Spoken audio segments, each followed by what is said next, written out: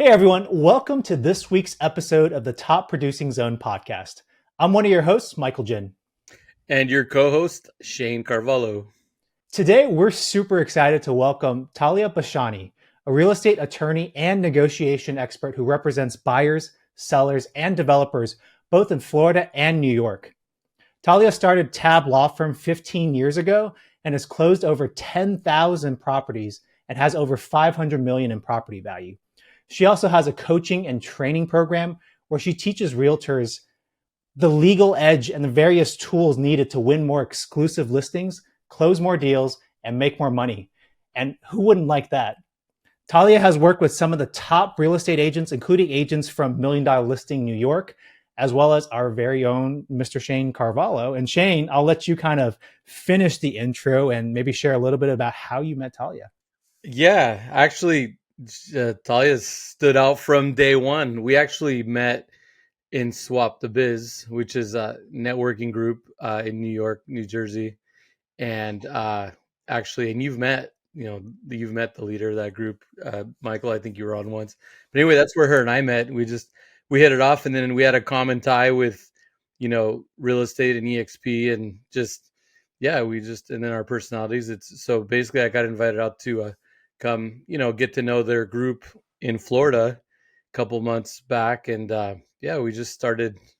We connected, and then I don't know. We're so busy. We need to stay more in touch and do more. So we're working on some stuff. Hopefully, we'll be able to do more business in the future. Trying to connect her and some of the key people in her group to West Coast. It'd be great to do something on the West Coast as to what they're doing on the East Coast. I mean, they're killing it over there.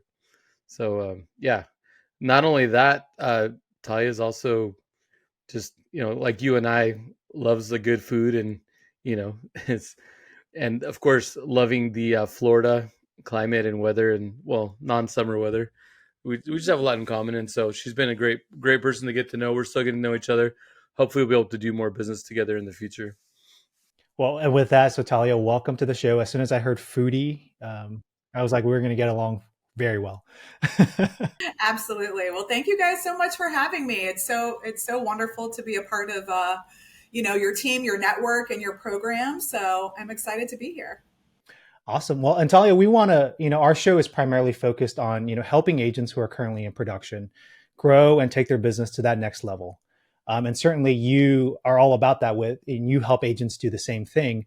But also, what we all want to get into with this show is not only that, but also, you've built up this tremendously successful business for yourself in practice. Shane has told me a lot about you in terms of just your passion and drive. So, I kind of want to maybe start by digging in a little bit into that aspect of your business, and maybe share a little bit about, how you started down this path. Because I'm assuming, you obviously weren't like an overnight success. You built this up over 15 years. How did you get started?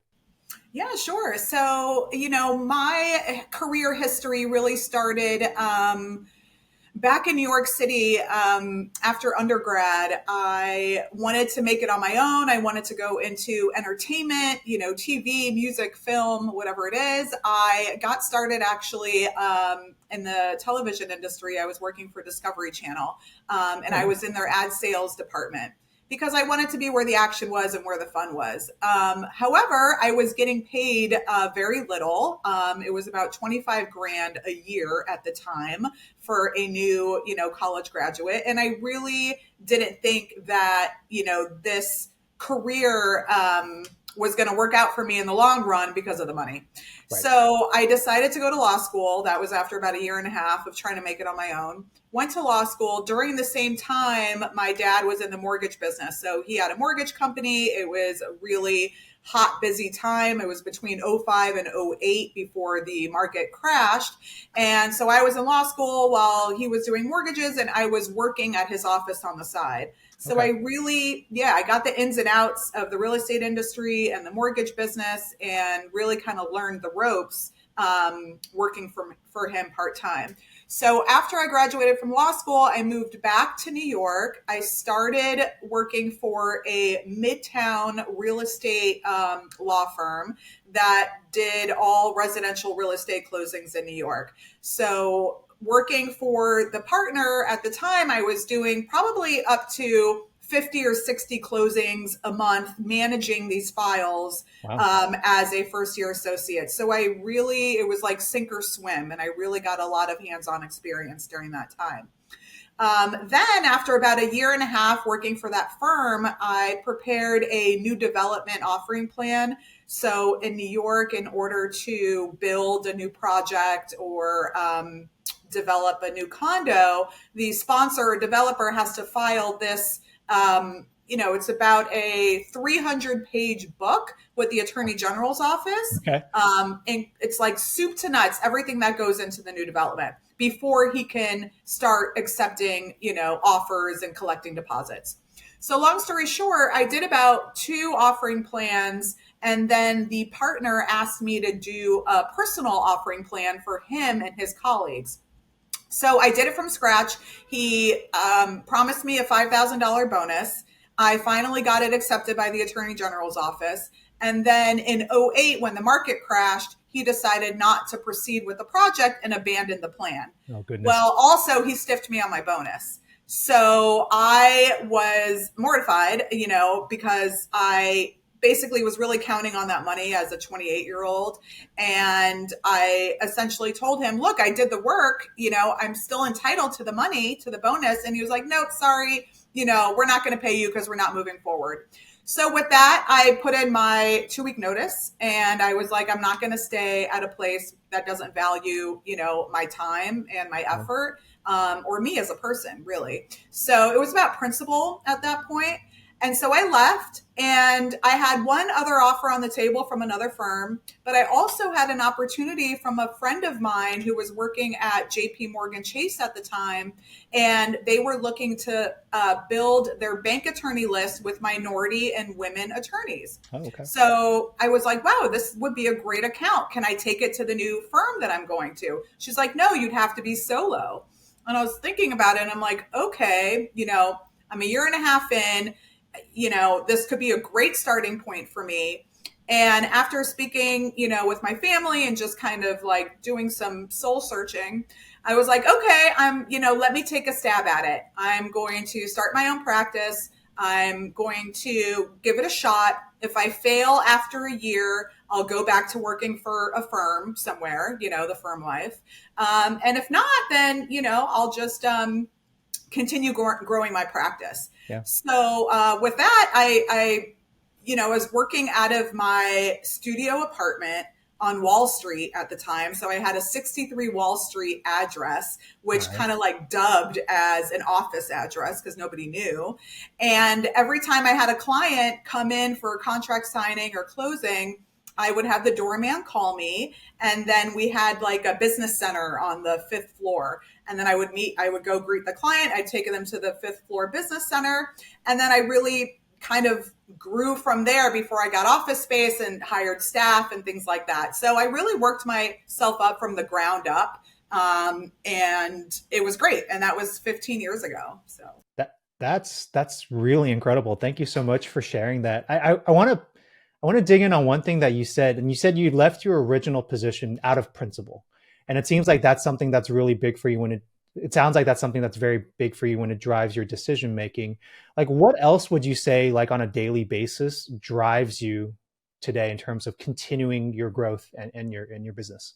Sure. So, for me, a lot of it is, I just want to live my life and grow my business on the basis of integrity, right? So I'm not about cutting corners or shafting people or disrespecting people along the way. There's some people that'll just step on people's heads to get to the top. Right. I do it with grace and I do it with respect. Even though I'm very driven, I'm very determined, I'm still going to carry myself in a certain way where I respect those who I work with and I expect the same in return. So if I ever have like a hot-headed attorney on another side of the deal that is like yelling and screaming and, over the smallest thing, right?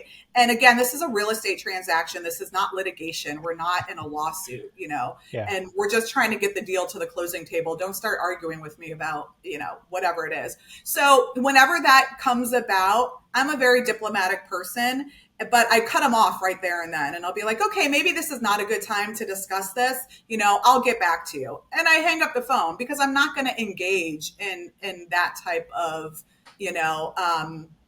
that just negative manner, because I choose to surround myself with positivity. I love that. I can relate. You and I have a lot in common. I think that's why we like to connect. But I was gonna just say, along those lines, have you encountered at times too, like, because you stay calm and level, right? Yeah. Don't you see how they get even more angry? Yes. And it's interesting because it took my coach in my mid 20s. It took my coach to teach me how to separate the emotion, Right. and that's what helps you have a lot of success too in your negotiation, because you keep a clear mind. Yeah. But you haven't It's always been like that. I feel like you can get pretty fired up. Oh yeah. No, I definitely no. This has been like these are like growing pains, and you also have to build tough skin. I used to cry. When in the beginning of my career, if attorney would call and yell at me or whatever, I'd break down and I would cry when I got off the phone. Like I was like a deer in the headlights. But you really have to, in this industry, especially with as many people as you come across, you have to build that tough skin. And so over the years, I've built that. I was definitely not bulletproof. I'm still not bulletproof, but I know how to diffuse a situation, and I'm about killing them with kindness, because you're right, Shane. They elevate their temper, and I stay calm, and I stay at just like a neutral position. That's I'm also like, in New you're not going York. to get a rise out of me. Well, you're also in New York, is I Yeah. mean, it's like, yeah. I mean, if you can do it there, you know. You do. But no, I love the other thing too about principle. But well, I didn't really get a chance to interject, but like along with, we were talking about principle, but your journey of resilience. Like, one door wasn't opening or something wasn't working, and you just kept finding your way. And I mean, since I've met you, I still like, you're so driven. You're always going. Like, have you ever slowed down? Like, because I feel like you still have that same drive that you had then, and that was a few years ago, right? Yeah, a few years ago. Yeah. I the way that I look at life and just my journey in general is I refuse to get complacent. I feel like life is all about opportunity, and we're here to make it happen. So, however you want to write your story, it's up to you to write the story. Nobody else is going to do it for you. And if you just sit back and you kick up your feet and you eat bonbons all day, you're not going to get very far in life. So for me, it's every day is an opportunity of personal growth. Yeah, I have my, times where I check out, and I take a mini vacay or whatever it is, but I literally get fueled by, just increasing productivity and increasing, I'm a high energy person and I'm an extrovert. So I feed off of other people's energies. I can't be sitting in my house by myself, not talking to anybody, because then I just kind of waste away. So I need that. It's what drives me. I was just talking, and I think I was talking to Michael about that yesterday.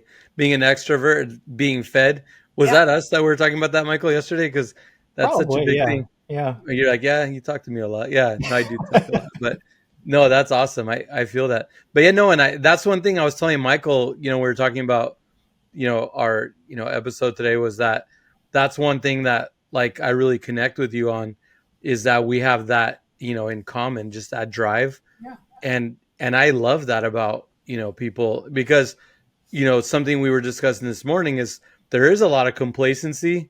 And now in the social media era, and people, whether it's real or not, showing their successes or what they're doing, people don't realize the level of work, commitment, and drive it takes to be successful anymore. I feel like that has changed tremendously from what it was like back in the day. Now I know I'm sounding like I'm old, but you know what I'm saying? It's Yeah. like, it's such a different, it's just so different now. And so, like, people like yourself really stand out. And that's one of the qualities I admire about you, and what I'm sure is driving your success. Thank you. Yeah, in today's day, it's about earning the success. There are no handouts. I think the, younger generations, unfortunately, just have this sense of entitlement, and they don't have the hard, work and that ethic that we kind of grew up with as 80s babies. And so Right. it's a little bit different of a grind. And, you have to make it for yourself. I'm not going to ride on anybody's back. Yeah, no, and I love that. No, it is something like that is super important because, like Shane, to your point, like people these days they go on social media, they see that, and they think, oh, I can put in a little bit of time and effort, I can get there too. Or they start something but they never finish it because then they start realizing how difficult it is. So Talia, I mean, you've probably faced a lot of challenges in kind of your journey up to this point. What would you say have been some of the hardest ones that you faced, and how did you overcome those? Sure. So a lot of, for me, especially being a woman in the real estate industry and being a female attorney in a very male dominated industry, I have to work a little bit harder to make a name for myself. Right. So, you know, when it comes to getting selected by clients, as an attorney. And if they, call a male attorney versus calling me or whatever, they might just feel that they're going to get, more protection or more, assertiveness with a man than a female. So my biggest challenge is really the gender roles, in the real estate industry and proving myself even more to to let clients know, look, I'm going to do just as good of a job and if not better, just give me a shot, because people always have preconceived notions, people already have, their idea of what's going to make an effective lawyer. And I want a man, so that's probably one of my biggest challenges. But how I've overcome that is really just building my reputation and proving myself, with real estate agents, with clients, getting testimonials. I'm like, you don't have to hear it from me, hear it from them, hear it from the clients that I've worked with, the agents that I've worked with, and let them tell you, because that's really what's going to speak volumes more than myself. And then I just say, look, give me a shot. A lot of realtors, again, New York is an attorney state, so here it's required by law that you retain a lawyer before you even can sign a contract. So before you buy or sell, you have to retain counsel. So I always tell agents here, I say, look, I understand you have relationships with other attorneys. I just want to be one of the three that you recommend. And more often than not, they're like, I really appreciate that. I don't even have any female attorneys on my list. I would love to add you to my list and, have a chance to work with you. So at least I'm getting my foot in the door that way. And oftentimes I imagine that's really all you need, right? Is you get your foot in the door, and your book of work kind of speaks for itself, and how you carry yourself and how you interact with people. Yeah, exactly. Yeah, that's what it takes. Mm-hmm. So what's your favorite part? I mean, because obviously you do business in Florida is different than New York. Yeah. But like what is your favorite part? Because I mean, obviously you're multifaceted and you're talented in different things. Like what's your favorite part of your practice or what you do on a daily basis? For me, my favorite part is really the education. So it's twofold for me. On one hand, I love, working with first time home buyers and making their dream come true, because there's some, people that just never imagined, being able to own property. So it's like this, I have, a hand in like being a dream maker, so that part I love because it gives me that, instant reward, within 60 days, because I see how happy my clients are. And then the other part of my practice is really education. I've been teaching CRE classes for the last 10 years, to realtors. I do about, a monthly webinar. I have about 15 different topics. So I really love helping, teaching agents how to grow their business, increase negotiation tactics, save deals from falling through, giving them the tips and the tricks and the strategies to make deals happen, to close the gap. So that's really where my passion lies, because look, I can do closings all day long. It's great. It's my bread and butter. But at the end of the day, you have to, what's going to fulfill your soul? What's really going to give you that, return on your investment, if you will. And yeah, the money is great, but it's seeing other people succeed. It's seeing people, being like, oh, I utilized, that tip about negotiating personal property, or, the close and lease back period. That really helped. That's what got the deal done. I love hearing those stories because I just helped somebody, get a deal done and, collect their commission. So that's really what I enjoy the most. Thanks for joining us for today's episode. Now, if you're watching on YouTube or streaming this on your podcast platform, if you could do us a favor, leave a comment down below and let us know where you're listening or watching the show from today. It greatly helps with the algorithm and helps us get reach out to more people who need or want to hear what we have to say. We greatly appreciate it. And now back to the show. I mean, I personally really love the fact that like you love helping first-time home buyers, because I can totally relate to that too. I'm relatively newer in real estate compared to Shane. I'm only like 6.5 years in, but I focus a lot on like new construction, first-time home buyers. And part of the reason I love doing that is I had a bad experience my first time out. Like before I got my license, my first property, had an agent that just didn't really explain a lot of things, didn't guide me through it. And a lot of times with first-time home buyers, like it's like the deer in the headlights, and they don't know what they don't know. They don't know what kind of questions to ask. And like to be able to walk and guide them through that process and then see how happy they are at the end of the day when you give them your keys, it's just, is like the best feeling in the world. It really is. Well, and their appreciation, because they haven't done it before, it's such a big thing. Like their appreciation for you can be, I mean, not to discount like what my great repeat investment, whatever clients feel or appreciate, but just that first time, like I just closed one last week, and it's like on another level, the excitement and the gratitude and the appreciation. Yeah. So yeah, totally can relate to that. That's interesting that you chose education, because like, it has a lot to do with your personality, right? We're extroverts, and then we love helping people. I'm a big fan of helping people, and I find myself now as well really taking a lot of direction towards mentorship and coaching and guiding as well. I love that. Yeah. And if you ask me the same question, I would still juggle a little bit, because there's a lot of things I love about what I do, but I could totally relate to that, to both you and Michael loving that. But well, Talia, I want to dig in a little bit now kind of on your coaching side. And as you're kind of helping realtors, you had mentioned you kind of help them, especially with a lot of negotiation tactics. So what are some of the things that you find, what are some of the gaps or some of the challenges that most agents face when it comes to kind of, being able to close more deals, being able to find more listings, or being able to close negotiations? Like, what are some of the biggest challenges that you find them facing?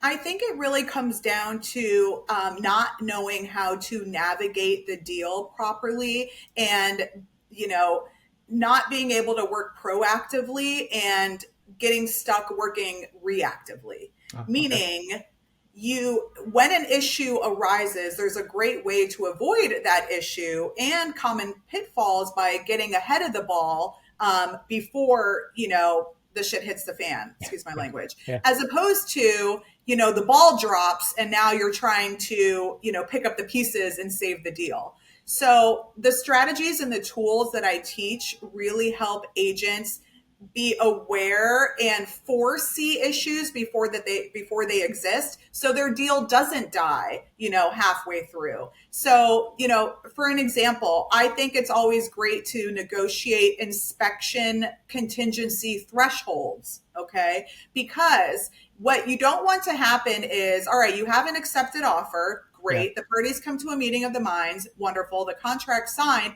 Now you have an inspection contingency, and the parties are going to be nickeling and diming over the smallest things. So you prepare expectations in advance and you negotiate a threshold with your buyer. Okay. Because let's say it was a tough negotiation between offer and acceptance. The seller wants the certainty and the confidence that if he's going to accept your price, that you're going to move forward with that price, not that you're going to come back and ask for 50K off, So what I always recommend to them, I say, hey, why don't you go in negotiating an inspection contingency threshold, which means so long as the repair costs don't exceed, 10%, or 10 grand rather, or it could be a percentage, 5% of the purchase price, whatever it may be, then the buyer agrees to proceed at the full purchase price. But if it exceeds 20K or whatever that threshold is, then the parties have a right to renegotiate, or either party can cancel, or, the buyer will assume the first 20K and then the seller will cover, anything above that, whatever it may be. But that type of strategy really helps keep the deal together so it doesn't fall apart in the beginning. And same thing with appraisal contingency thresholds. Same thing. If you're going to come in above ask as a buyer, then the agent needs to, advise the client, hey, look, we can't negotiate an appraisal contingency when you're coming in above ask, because the seller's picking your offer over all the other ones because you're in at 25K above ask or whatever it is. You have to assume that overage, because you're coming in over ask. So it's things like that some agents may not know to kind of discuss or inform their client. And I just feel like the more transparency there is and the more agents can manage expectations of their clients, the smoother the deal is going to go. So things like that are the different, tactics that I try and teach. And then obviously my course, which is Win the Listing, really helps, agents not just focus on buyers, where they're, spinning their wheels and spending all this time with the buyer, pulling listings and doing showings only for the buyer to jump ship or not be loyal or not ready to pull the trigger. And now all of that time and energy is wasted. If they shift their focus towards sellers and winning more listings, whether it's cold callings or mailers or sharing success stories and saying, hey, I just closed, XYZ Main Street down the block from you, I can do a great job at selling your property, they have a greater potential to close on that deal within 3 to 6 months, and most likely every seller is going to turn into a buyer, and they're going to buy, or relocate or upsize or downsize or whatever the circumstances are. So now that agent can double their commission just by virtue of having an exclusive listing. I love that. I could relate to some of the things you're talking about because obviously I, coach agents as well. Like we were talking about the appraisal and the whole being over. Yeah, I got some creative strategies for that. And I think along the lines too, because you are an attorney, I'm sure that you can help them also write like really clean offers, Yeah. because you're dealing with these contracts every day. Right. And that's something where, setting expectations, but also delivering something really clean and concise and thoroughly filled out. Mm-hmm. That's been a real strength for me because I'm good at winning offers on multiple offers from the buyer side, and I'm more of a listing agent, but I'm what I do help my sellers buy and everything else. Yeah. I always want to win the battle. So no, I love that. Love the strategies. Thanks for sharing that. Yeah, absolutely. Of course. Yeah, I have to say, like, I appreciate the fact that your advice about kind of focusing on the listings on the sellers. Like, I feel like it's great advice because I have talked to a lot of agents, especially here in the Bay Area. They're, I recently spoke to an agent like even last week, and she was just sharing with me like how tiring it is to be on the buying side sometimes, because she even has like she's had clients that are repeat clients, and because they want a better commission split or something else, Mm-hmm. they're going to go find, there's no loyalty, and they're going to go find another buyer's agent who's willing to give them like half of their commission. Right. Yeah. So, and I know Shane, you and I have talked about this a lot. Like when you're on the selling side, there's more guarantees. You have a lot more control over the process.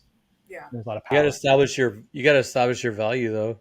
Yeah. I mean, we could have a whole nother session on that. Like that's the problem is you have to establish your value as an agent or as an attorney or closing attorney, like whatever it is that you're doing, you have to establish your value with a client and you got to own it. Yeah. And I'm disgusted by this. I tell agents all the time, do not accept less than 6%. Unless you're in a luxury listing and it's like 20 million and up, and you want to take a little bit less, fine. But otherwise don't sell. If it's under $1 million or 2 million, don't sell yourself short. You deserve, that full 6%. And a lot of arguments come up from sellers like, well, I can just sell this property on myself. What do I need an agent for? I can do for sale by owner. But actually, statistics show that sellers that sell on their own make 30% less in their sales price than if they were to use an agent. And an agent's commission is only 6%. So it's like you're heeing and hawing over, I don't want to pay 6%. Why do I need an agent? I'll just put it on Zillow. But meanwhile, you don't know the first thing about negotiating a real estate deal. And you don't know anything about comps, values, contingencies, Disclosures. disclosures, any of that. And it's like, it's, a penny wise, a pound foolish. So what are you really saving at the end of the day? You're losing. Well, you got to break it down what 1% is, because I'm a 6% guy up to 5 million. I mean, the way I break it down, it's Yeah. 6% to 5 million, Okay. 5% from 5 to 10 million, and I negotiate above 10 million. There you And go. like the most expensive listing I've ever had was 16 million. And I Nice. went 4.5 on that, which, that just seemed reasonable, Yeah. for, Right. but yeah, but when you break it down as what 1% is and how valuable that is to us when they're Yes. trying to be at 5 or 6 or whatever, Right. it's like, I know I can make you more than that, Right. 10,000, 20,000 you want to save. And I love that, bringing up the statistics about, because the other thing is we stage all our homes, that's another Yeah. thing where, staging statistically, right? So Yeah. yeah, but then that's why you need to be a professional, have your value.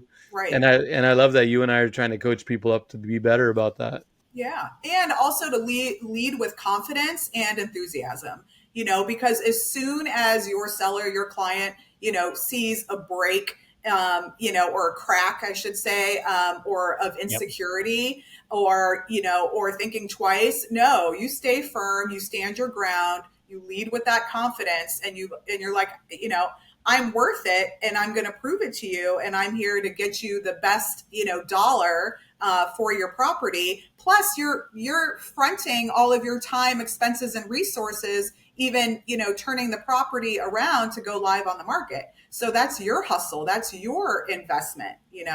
And I really stress the one-stop shop. I think it's really important for agents when they're pitching sellers on exclusives to say, look, I'm a one-stop shop. I have everything in my team. I have the contractors, the videographers, the photographers, the stagers, the attorneys, whatever you need. You don't have to deal with multiple different people. And if there's like any eyesores in the property, like water stains or any type of cosmetic damage, things like that, hey, I'll bring my contractor in. He'll plaster this up. We'll make it, good. I'll bring my stager in, because we all know the perception of value is key. That's really what's going to sell the most. And a lot of buyers need that, that vision. And it's not just about numbers, but it's also about the emotional attachment. Can I see myself living in this house? When I walk in, is it bright and sunny and airy? Are the, curtains drawn? Is everything look, beautiful? Because they need to picture themselves. It's an emotional connection. It's not just, let's just look at the price, Yeah, I always talk about people falling in love with our listings. So yeah, you're speaking my language. I've had people literally fall in love with. Really? Yeah. Oh yeah, I had one house that sticks out in my mind in the Bay Area that the buyers were so in love they made an over list price offer on the Saturday, the first open house Saturday, and then we had one more open house on Sunday. We had an offer deadline for Tuesday, Okay. but they wanted to make a preemptive offer. They sat in my open house the whole open house on Oh my Sunday. gosh. They To sat in scare there away like, other buyers. pretty much. They're like, this is our property. Nope. We've already got it. You know what? Just fun fact. They called me 3 years later to list their home instead of their own agent because they were so impressed with my presentation of the Wow. property. Wow. And that was flattering. I didn't expect that call. And they were not nice. They were difficult people. Really? So when they called me, I was like, they want us? I mean, is money that valuable to them? Because they were not nice buyers. Well, it's a testament to who you are then. I mean, they were impressed, clearly. Yeah, so, but it goes back to what you're saying, that if you really work at a high level, you don't have to go steal anybody's clients. But if you shine, you're gonna get Come to you. And people you're to going to come be to you. memorable. Yeah. Yeah, Yeah, I think there's a certain amount of, if you're professional, if you're organized, your value will shine. I think back to one of my first clients. It was actually a buyer that I met doing an open house for Shane, and this is, I'm not an extrovert like either of you. I'm always like down the middle between introvert and extrovert. But I mean, what I do have going like is my engineering background. And I remember for this one client, and especially with a lot of clients in the Bay Area, like they come from these tech companies. And one of the first things I did was I was doing comps, but I did comps in my own Excel spreadsheet. And then I showed them exactly kind of how I broke everything down little by little to kind of get to the range that we were going to put an offer in. And this guy was so impressed. I was like, at this point, by just based on his reaction, I was like, okay, no, like he's not going to go for anybody else.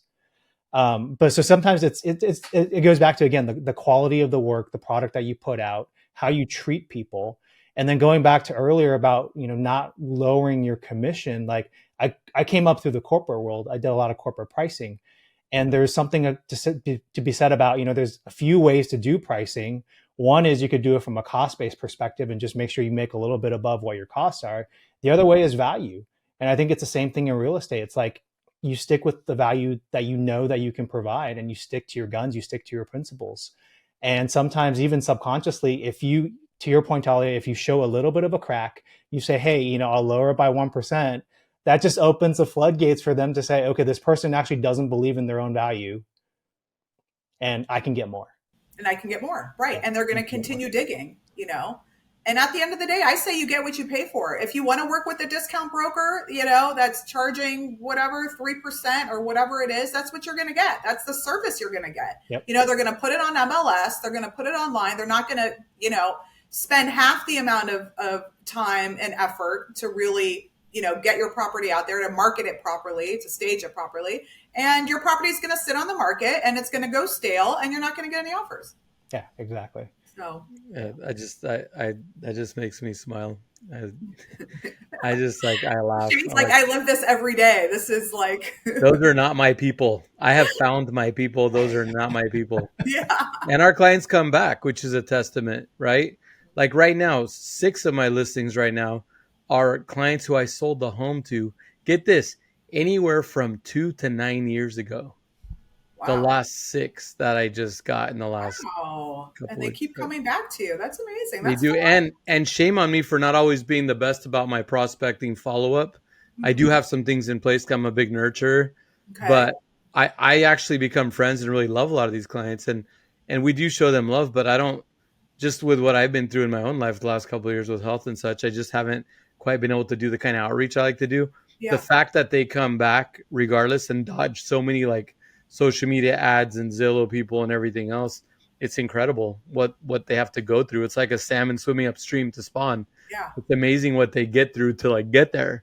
Right. And so when they get back to me, I'm flattered by that, but at the same time, I'm also makes me nervous because it's like, oh my gosh, it's like they could have been picked up by someone who is out there getting in front of them, Well, that just means you're memorable, because if you're not even doing follow-ups and newsletters or whatever it is, then that just means that you really kind of made an impression on them and they want to work with you again. So they come back to you. Yeah. Well, and I mean, like I said, I do a fair amount of nurturing and reach out, but not to the level that I'd like to. Okay. And so, but it still is, that's what I'm saying. But I still feel like there's a lot of obstacles out there because there's not a lot of inventory, and agents are just finding every which way to go chase down any listing they get their hands on. So, oh yeah, exactly. They're just valuable commodity right now, listings.